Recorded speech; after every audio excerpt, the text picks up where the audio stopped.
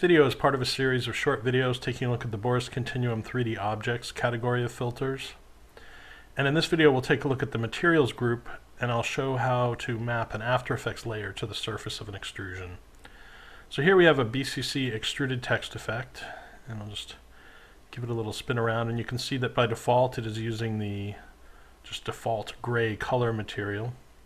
I'm going to go into my project window, grab an AVI file, which is sort of a water texture, an ArtBeats stock video footage, I believe, and go back to the filter controls and open the material group, and you see the front texture layer pop-up menu. I just select the AVI there, and it's mapped to the surface of the extrusion, and I can disable it in the timeline as well and still reference it. So you can see it's really as simple as that to get started mapping video. And let me just give a little highlight luminance there. I'll turn down the specular strength.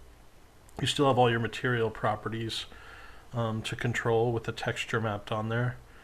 You can see right now I have the water texture mapped to all the surfaces of the extrusion. But if I go here, if I use this material count pop-up, I can determine separate materials for the other surfaces. Here I'm going to put a different one on the bevel and side face. I'll choose this sort of orange and yellow color material for the bevel and side, while I have my water texture still on the front. And just so we can see the moving video in action here, I'll just animate a little 3-second rotation on this extruded object and just hit the space bar to play through, let it cache the videos. And so there's really two ways I'll show in a minute how to reference textures in the materials. Right now what we're doing is we're using video from the AE timeline, and you use those layer menus for that. But there's also another way to do it called texture file. Let me go up here and open up the front. So there's the pop-up front texture layer where you access the After Effects layers in the timeline.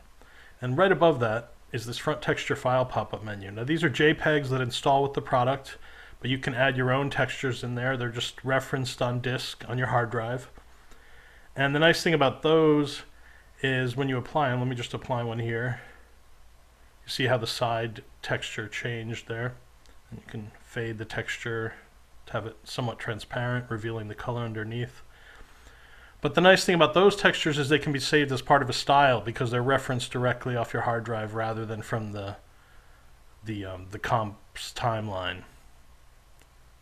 Let me just adjust. I can have scale and rotation control, have control over a bunch of attributes of the texture there. And so that's how to map moving video from the AE timeline to your extruded object.